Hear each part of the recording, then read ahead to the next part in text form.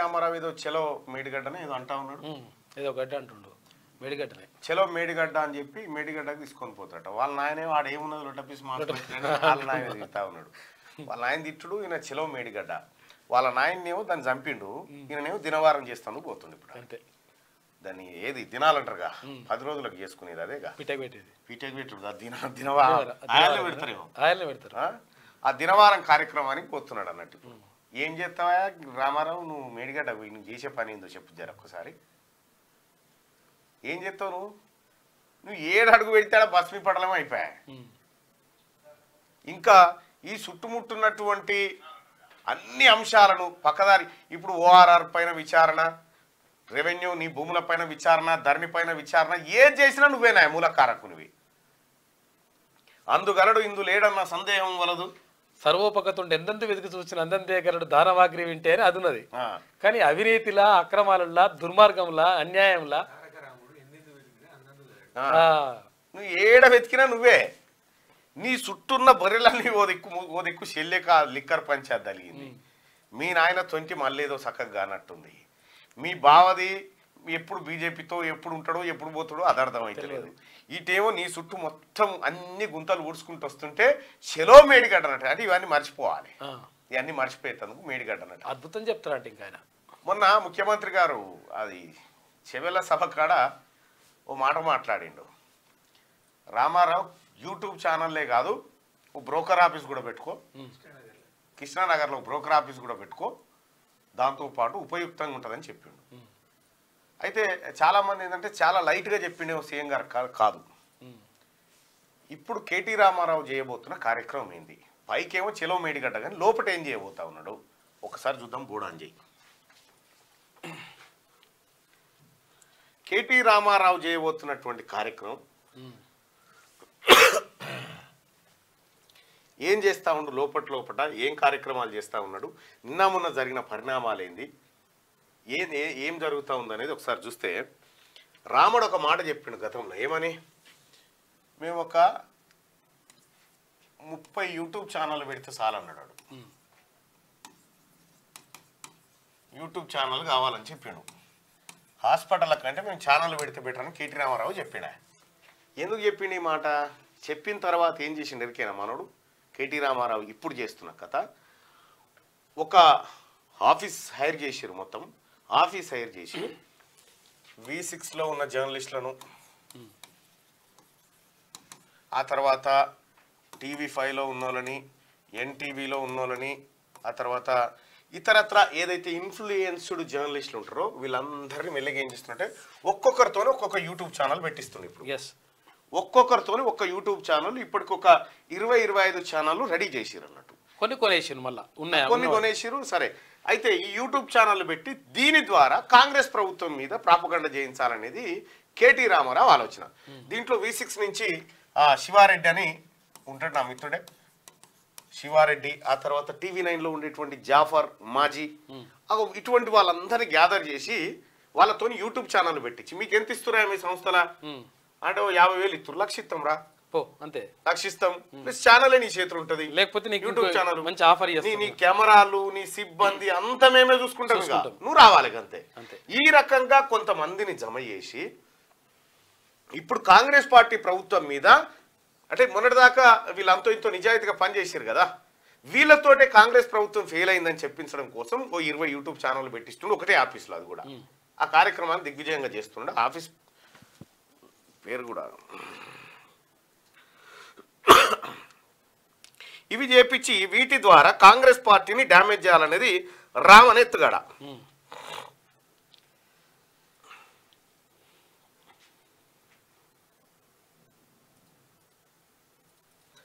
ఇది రామన్ ఎత్తుగడ. అయితే ఇటీవల కాలంలో వీళ్ళు ఏమైందంటే, మొన్న జరిగిన పరిణామంతో బ్యాక్ స్టెప్ వేసి వీళ్ళు ఏది మొన్న ఏం జరిగిందంటే వాడిని మొన్న కొట్టిరు కదా, ఆడోళ్ళు కొట్టిరు, ఆడోళ్ళు అన్నట వాడు మొత్తం. సరే ఏం చేసిరో మనకు తెలియదు, అది మనం చూడలే కానీ ఆ పోరని కొట్టిరు కదా, ఆడోళ్ళు పోయి కూడా కొట్టిరు, ఆ విజువల్స్ కూడా ఉన్నాయి. ఆ పోరని కొట్టిరు కదా, ఆ పోరని కొడితే ఆ పోరని కొట్టిన దెబ్బలు ఇటు ఇంకోటి ఉన్నాడు ఆ పోరని సిల్కప్రాణ్ ఇంటర్నేషనల్ జర్నలిస్ట్, వాణ్ణి కొట్టిరు కదా. ఈ కొట్టుడు చూస్తే రేపు పొద్దుగాల మా ఈపులు కూడా వలుగుతాయని మేము రామని బ్యాక్ స్టెప్ వేస్తే లేదు లేదు మేమంతా అండగుంటామని చెప్పి వాళ్ళ దగ్గర పోయి పరామర్శపోతున్నారు. వాళ్ళు ఏమనుకుంటారంటే మా కోసమే వస్తున్నారు కాదు, ఇగో ఈ గీల కోసం అంతే, ఇగో ఈ వ్యవస్థ నిర్మించడం కోసం వస్తా ఉన్నారు వాళ్ళు. అయితే ఈ రకంగా 20 మంది తోని యూట్యూబ్ ఛానల్ పెట్టించి వాళ్ళు ఇదివరకు మనం టీవీలలో చూసిన ఫేసుల్ని తీసుకొచ్చి దాంతో ప్రాపగండ చేయించి కాంగ్రెస్ పార్టీ ప్రభుత్వం మొత్తం ఖతం అయిపోయింది అనేటువంటి ఒక వాతావరణం తీసుకురావాలనేది వాళ్ళ ఇంటెన్షన్. ఇగో ఇదేమో సాటు చేస్తా ఉన్నాడు. దీనికోసం అనేక కోట్ల రూపాయలు ఖర్చు పెట్టడానికి సిద్ధంగా ఉన్నాడు.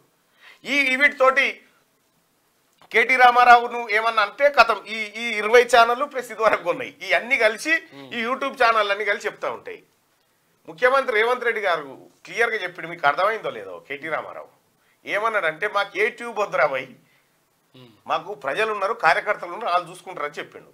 వాస్తవానికి కూడా యూట్యూబ్ ఛానల్ పెట్టాలంటే, యూట్యూబ్ ఛానల్ నడవాలంటే ఒక కాజ్ ఉండాలి.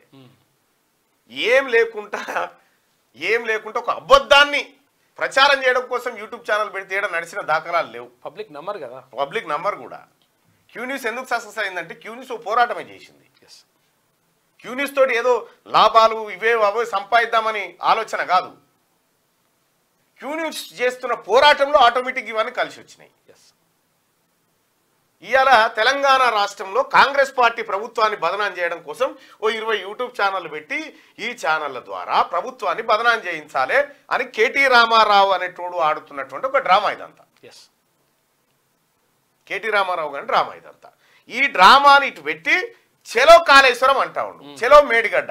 ఏం చేస్తావా మేడిగడ్డ కాడ పోయి, ఏం ఆ గడ్డకాడికి పోయి ఏం చేస్తావు అంటున్నా.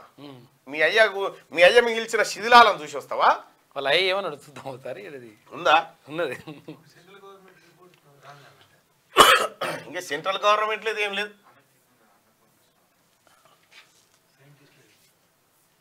ఇక మన మేడిగడ్డ మాత్రమే కాదు, అన్నారం పోతాము, సుందిల్ల పోతాము, కాళేశ్వరం పోతాము, మేడిగడ్డ పోతాము, ఊరుగడ్డ పోతాం, బొందలగడ్డ పోతాం. ఏ తోకమట్టున్నది మేడిగడ్డ కాడ. మీ అయ్యను మించిన కౌంటర్ లేదు ఇక నీకు. మేడిగడ్డకు మొన్న కాంగ్రెస్ పార్టీ నాయకత్వము రాష్ట్ర ప్రభుత్వం పోతుందని చెప్పినప్పుడు కేసీఆర్ అన్నమాట. మరి ఇప్పుడు ఏ తోకమాట కోసం పోతుండో కేటీ రామారావు, ఆ తోకమంట దేవాలి ఇప్పుడు ఆడికి పోయి ఆయన. కానీ అయ్యా కొడుకులకు ఏ మాత్రం సిగ్గు శరం ఇజ్జత్ మానం ఏమీ లేకుండా తెలంగాణ ప్రజల్ని మభ్యపెట్టాలని చూస్తా ఉన్నారు. ఇగో ఇదే యూట్యూబ్ ఛానళ్ళ గురించి మాట్లాడుతుండు. నేను సోషల్ మీడియా ఉంటే నేను గెలిచేటోళ్ళమని. అరే సన్నాసోడా, ఉన్న టీవీలన్నీ సుట్టపొల్లవే కదరా. మొన్నటి ఎన్నికలల్లా NTV, TV nine, 10 TV, T news, ఆ తర్వాత ఉన్న ఛానళ్ళన్నీ నువ్వే కొంటివి. ఉన్న ఛానళ్ళన్నీ నువ్వు కొంటే ప్రతిపక్షానికి మిగిలింది Q news, V6, Raghu. Q news ఈ యూట్యూబ్ ఛానళ్ళు ఇవే కదా మిగిలినాయి. ఇంకానట ఇవి లేక ఆయన ఓడిపోయిందట. అందుకోసమే ముఖ్యమంత్రి గారు ఏమన్నారంటే, మాకేమైనా టీవీ ఉందా, మాకేమైనా పేపర్ ఉందా? మా అయ్య చూపించుకోవడానికి ఏమైనా టీవీ ఇచ్చిండా, రాసుకోవడానికి ఏమైనా పేపర్ ఇచ్చిండా, సొల్లు వాగులు వాగడానికి మాకేమైనా మైకులు ఇచ్చిండా, సాయంత్రం పూట సేద తీయడానికి జూబ్లీహిల్స్ లో సినిమా వాళ్ళ గెస్ట్ హౌస్లు ఏమైనా మాకు ఇచ్చిండా? ఏమిచ్చిండా? మా కార్యకర్తలు కష్టపడితే, మా కార్యకర్తలు నిలబడి కొట్లాడితే మాకు ఇవాళ ఈ అధికారం వచ్చింది. ఇవాళ నువ్వు చేసే తప్పుడు పనులు మా కార్యకర్తలు సోషల్ మీడియాలో పెట్టారు. మాకు ఆ ట్యూబ్ అక్కర్లేదు, ఈ ట్యూబ్ అక్కర్లేదు, ఏ ట్యూబ్ అక్కర్లేదు. బిడ్డ నీ ట్యూబ్ లైట్ వాళ్ళగొట్టే బాధ్యత మాత్రం మేము తీసుకుంటాం. ఆయన చివరికి దివాలా చెడి యూట్యూబ్ ఛానల్ పెట్టుకుంటామంటుండు. అట్లనే కృష్ణానగర్లో ఏదైనా బ్రోకర్ దందా కూడా పెట్టుకో. అది ఇది రెండు కలిస్తే బాగానే నడుస్తుంది నీ వ్యాపారం. ఇప్పటికి కూడా సిగ్గు రాలే ఇంకా వాళ్ళకి వస్తే గిట్లెందుకుండే పరిస్థితి. కానీ వీళ్ళే మరి ఈ కార్యకర్తలే, మీ టీఆర్ఎస్ పార్టీ కార్యకర్తలు లైక్ కొట్టవలసిందే. ఎందుకంటే అది ఎట్లానే ఉండను, ఇక కొట్టవలసిందే అంతే. ఇక రారిగా వాళ్ళు కూడా లేకుండా అయిపోయారు పాపం.